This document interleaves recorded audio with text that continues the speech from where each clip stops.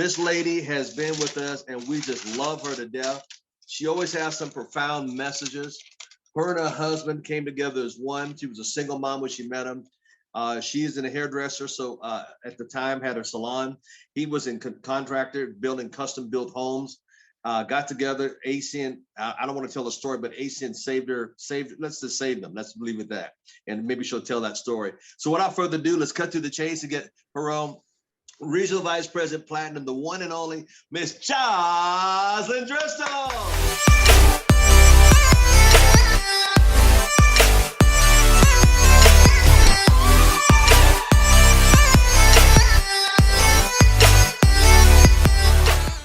Good morning. Wow, I love it. I got my camo on today. I love it. We're going to go fight, right? I love it. Well, thank you so much. It's so great to be here this morning. As always, what a lineup. You know, you mentioned that lineup. I'm just honored and blessed to be a part of this lineup. And it's all due to you, Mr. Thomas, your vision, the leader that you are in life and in business truly speaks volumes with what you bring to the table every single day of the week. And you don't have to. You don't have to. You've had success outside of ACN masterfully, and I know we don't say that to boast and to, it is to tell you that you have people here that have had tremendous success inside of ACN and outside of ACN, and they bring it to the table for free to give you every single golden nugget that they possibly can to help you win. And I'll tell you what, in everyday life, everyday business, career, job, no one wants to help you get up to the top. They don't want you to replace them. They don't want you to be their competition, right? That's in business. And here, they want you to hit senior vice president, circle of champion, top influencer before them if you can. Like, that's really who you have sitting here, right here with us in our presence, Mr. Al Thomas. I'm so grateful for who you are to all of us. And I don't take it lightly, and I don't say that lightly because it's the truth. And you are a gift from above to every single one of us. So thank you so much for all that you do. And so I get to dive in today. You guys, I don't know, my spirit is really, really overwhelmed today. I actually, as I was praying over this message prior, I had tears running down my eyes. So I had to patch up my makeup a little bit because I think there's something, well, I know there's something for someone. And hear me say that all the time. It's not about the masses, it's about the one. If I can just make a difference in one person, and it's not me, it's what's coming from me. For those of you who are new here and you don't know my story, I will share some of it, as Mr. Thomas was hoping I would, along the way, because this message is about, has everything to do with my journey too. Because most people think Mr. Thomas or Mr. Lewis or any of the leaders that come here, like, landed here just like they are today. Like, that's not true. We all had our struggles. We all have our the way isn't it true, Mr. Lewis? Like, don't people think that we just are who we are right now? Like, that's how we got here? No, and it's not. We had to persevere and push and believe and not settle. And that's part of my message today, is about settling. And I just want you guys to know, I want you to, like I said, for those of you who are new, is to know that I come from a place where this is where my center is. And so I speak my authenticity and my truth and what I know, how I've gotten to where I am today. And it's the only way I've gotten here. So that's my nuggets. That's how I share it. And so take it for you from the space that you're in. And I really hope that this message hits someone today in a way that really changes and elevates their life in a whole new direction to go live your best life. And so with that being said, you guys, last Monday, it was called Coming Out, right? I'm coming out. and I want the world to know. Well, today's message is this: don't stop till you get enough. And you heard the song prior called We're on Our Way. to chase our dreams, and you can't stop till you get enough. And I don't know if enough is enough, because remember, you're enough. Nothing can stop me now. Are you saying that to yourself? Like, nothing can stop me now. I don't know about you, but I do know people stop and start and stop. That stop sign should have nothing can stop me now. Yes, you have to stop at a stop sign, but you do not have to stop in your life, and you do not have to stop in your business, even when you're building this in the nooks and crannies of life. And you need to stop settling. That's one of the things that we're going to dive in. I'm going to share it's a little larger clip, but I'm telling you that you need to soak this up. This is going to come in fast. It's going to come in really fast, and I'm going to break it down very simply afterwards, because this message, just in a clip, is so powerful for someone right here, and had tears flowing down my eyes today, knowing it was going to make a difference for someone. And as we go through this and I break it down afterwards, I will share some of my story and how I am not settling for less than what I was created to be. And I hope all of you take this to heart. 11 verse number 5 says this. Then Jesus said to them, suppose you have a friend and you go to him at midnight and say, friend, lend me 3 loaves of bread. A friend of mine on a journey has come to me and I have no food to offer him. And suppose the one inside answers, don't bother me. The door's already locked. And my children are already in bed. I can't get up and give you anything. I tell you, even though he will not get up and give you the bread because of friendship, yet because of your shameless audacity, he will surely get up and give you as much as you need. So I say to you, ask and it will be given.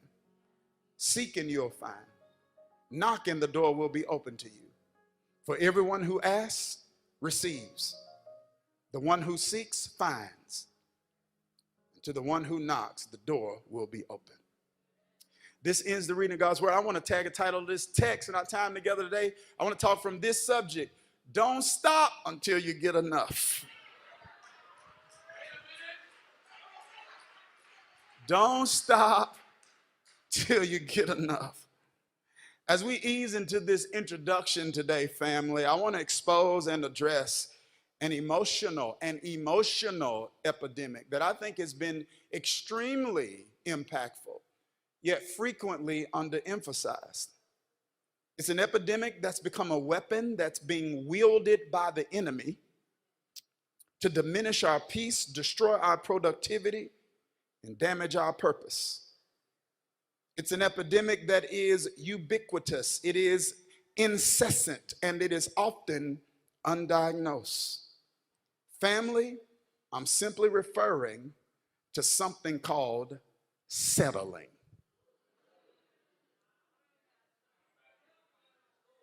Somebody say settling. Settling, listen to me, here's a definition, is intentionally or unintentionally accepting a state of existence that is inconsistent with God's intentions. It's when you look at scripture, hear sermons, get exposed to ideas that show you what God desires for you, but you refuse to pursue it because you don't think you deserve it, or it isn't possible for you to achieve it. Settling. It's accepting the wilderness when you could have Canaan.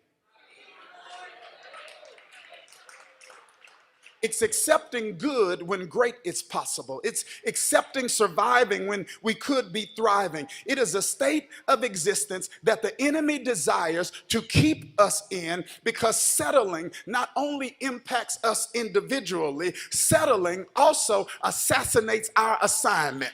Settling isn't just about us being stuck and stagnant. Settling is about us being ineffective in what we were called and created and commissioned to do, because fulfilling your purpose requires reaching your potential. You can make a difference without reaching your potential, but you cannot make your difference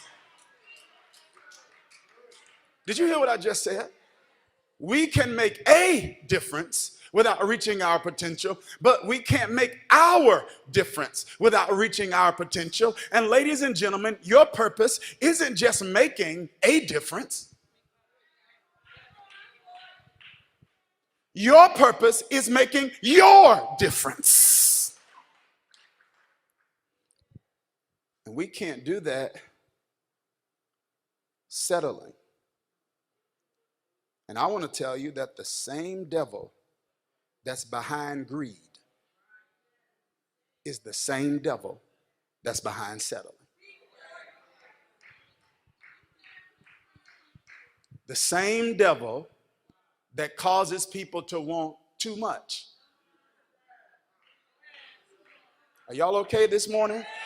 Online, put some fire in the chat and help me. I said the same devil that causes us to want too much is the same devil that causes us not to want enough.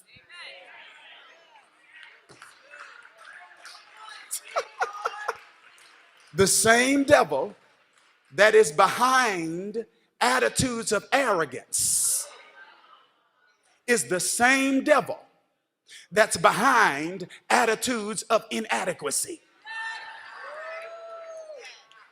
And inadequacy has destroyed just as many destinies as arrogance. When you look throughout Scripture and examine the lives of individuals that God used greatly, specifically those in the Old Testament, you will find that in order for them to accomplish their assignment, they had to allow God to talk them out of inadequacy. When God called Moses, I'm talking about the Moses that raised his hand and stretched out his staff and parted the Red Sea. I'm talking about Moses, who is the infamous one that God revealed himself to and used him in miraculous ways. I'm talking about the man Moses. I'm talking about Prince of Egypt Moses. When God called that Moses, Moses said to that God, I can't do it. Come on, talk to me now. I said, God, that Moses said to God, I can't. I'm slow of speech. I'm a background guy. I don't do the front. I'm not comfortable speaking. I'm doing good where I am. When he called Jeremiah, Jeremiah said, I'm but a youth. I don't have the experience. I'm too young to do that. When he called Gideon, Gideon said, I don't have a family background. You know my family? Come on, that's what he said. He said, you know my family? He said, I'm the weakest in my family.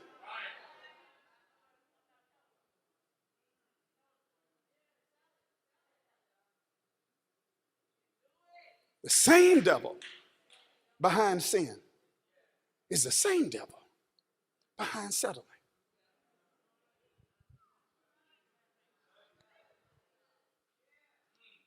I'm about to say something that's strong, but I'm going to back it up. So buckle up. Somebody put in the chat, buckle up. Come on, buckle up. Somebody say it, buckle up. God hates sin. Not sinners, sin. Because he hates what it does to those he loves. Do you understand what I'm saying? If something is destroying somebody you love, you don't like that either. So God hates sin.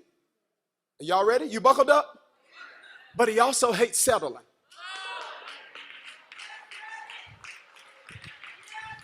He said through John on the Isle of Patmos in the book of Revelation, he said, I'd rather you be hot. Come on. Am I in the book? Or cold?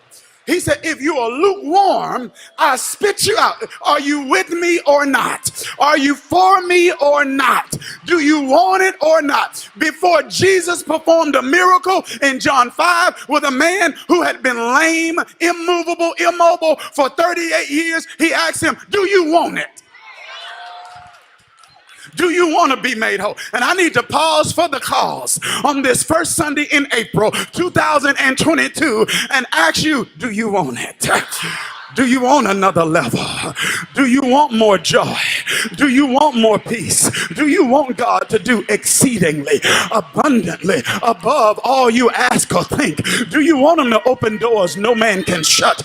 Do you want him to close doors no man can open? Do you want him to show you that you can be more than a conqueror? And I believe I'm talking to some people in this room who say, I want it. That's why I got up and came here in the rain. Because I want it. That's why I invited some people and they didn't want to come. But I said, I'll go if I have to go all by myself because I want it. And I want it so bad I can't stand now being around people who don't want nothing. I love you, but please excuse me because I want everything God's got for me. I want it. Okay. So I hope all of you soak something up for you, because I'm telling you, you can't stop until you get enough. And you have to know first that you're enough. And settling is not going to work. What did he talk about? I'm going to break down a few things. I'm going to share my story as I go along. But he talked about this. He said, settling assassinates our assignment. Settling assassinates our assignment. What did he say about settling? Settling is intentional or unintentionally accepting a state of existence that's inconsistent with God's intentions. How many of you realize that settling is not biblical? It's not. We cannot settle for where we are. It's accepting good when you can have great. Why do you want just good? I don't want just good. I want to be great because he created us to be great. The world tells us to be good, not great. That's so true. Stop accepting. Oh gosh, I got the chills when he said this. Stop accepting the wilderness when you can have Canaan. And you have to read about that to understand that. If you don't know it, it's incredible. The state of existence the enemy wants to keep us in is settling. He's keeping us there in settling. True or not true? It's true.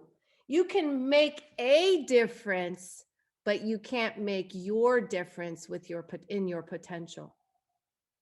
How many of you want to just make a difference? How many of you want to make your difference?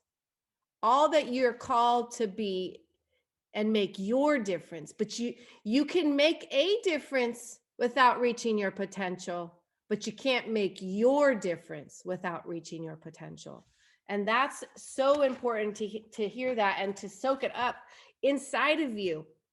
So let me talk about that, because one of the things that a lot of people don't know and maybe have heard but don't really believe it, that I was a Moses. You weren't ever going to see me doing this because I didn't see myself doing this.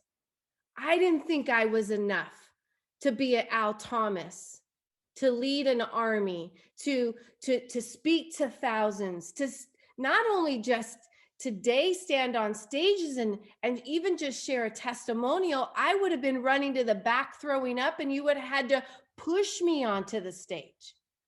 I didn't think I was capable of that.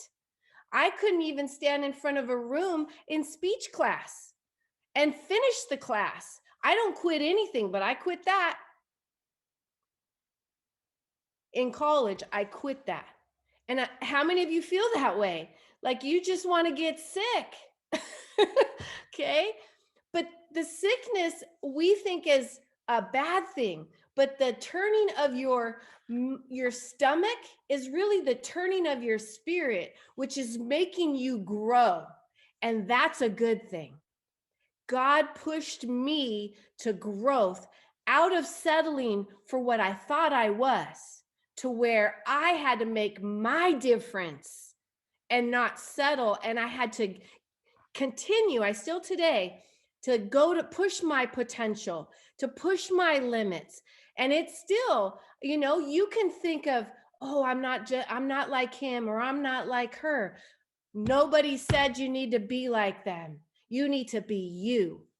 I've told you that before. You need to be you and show up as you, your best self. And get through the turning of the stomach and the I can't and I'm discouraged and this isn't me. No, it is you. He put you here for a reason. He put me in ACN, not understanding ACN for so much more than what ACN looks like from the surface. ACN is so much more than what it looks like from the surface. Developing Tony and I in this business elevated our personal life, our businesses, and our vision to what God wanted us to be and create and do for him. His will be done here on earth. I don't want to die leaving my will be not done, that he's coming from him, right? So understand you are enough. Let's talk about a few more things that he talked about. What did he say about inadequacies? That was Moses. That's how I felt. My inadequacies weren't enough for ACN. That is not true. You are all he needs you to show up. He needs you to be consistent. He needs you to not settle. No matter what life brings, we have so much life going on. I mean, I was in up Northern California this weekend because my mother-in-law has dementia. She fell and broke her hip, and I'm supporting my husband through all of that while being on training and supporting the team and doing all the things that are in my life. And I got grandkids and there's so much, but I show up because there is no time in heaven. He will make the time if you make the time for it. You got to schedule it. You got to put you first. Stop putting everybody else first. If you don't put yourself first and start realizing your inadequacies are actually your gift. Do you know that? The enemy uses your gift and calls them inadequacies. You are that Moses. I am that Moses who thought, I can't. Oh, yes, I can. Oh, yes, I can. Watch me. Watch me, devil, right? How about Jeremiah? I'm but a youth. So those of you who are young and never had business background, even if you're not young and didn't have business background, but you're youth, you have so much ahead of you, so much to learn. So it doesn't matter. Or how about, who did he say? Gideon, right? Gideon, who said, you know, my family and where I came from. See, these are all our excuses. And there are reasons why we don't do things, but there are reasons why we should. Who wants to be the leader of example and show people what is possible? Because I'm possible. Impossible, right, Willie? Impossible is I'm possible. True or not true? I'm possible. I want you to say that to yourself. I'm possible. So don't be that Gideon, that Moses, that, well, you can be, but then you got to let God go, right? Got to let God go with you and do all of those things with you, because you can do all things, not through your strength. Whose strength? His strength. So what did he say? Buckle up, because he talked about sin and how he hates sin, but he also hates settling. So what the verse that he talked about in Revelations, John, you can be hot or cold, but you be lukewarm and I'm going to spit you out. And I'm going to tell you, ACN will spit you out when you're lukewarm. I always say ACN will either promote you or expose you. It will. And exposure is not bad, because when you're like a negative, remember the old photographs and you're a negative and you got to go into the dark, and it's the photograph starts exposing. But the thing is you got to get out into the light so you're exposed, so you illuminate into the world. That's what I know. You got to be seen. I know a lot of you individually in your spirit and your hearts, and I know what you're called for. And it's so much more than where you are.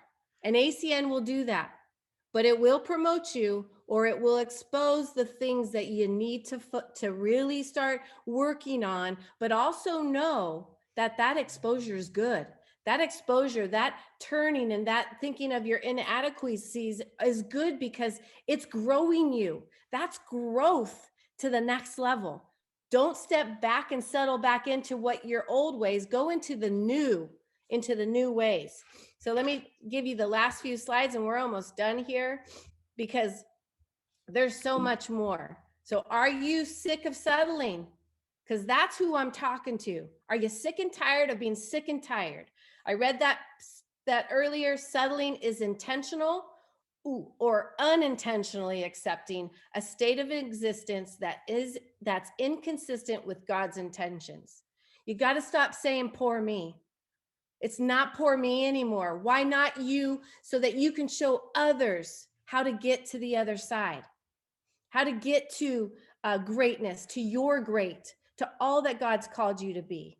Do you want it or not? Are you with me or not? Are you going to go where the people, and it's easy, and that you're the leader of that pack?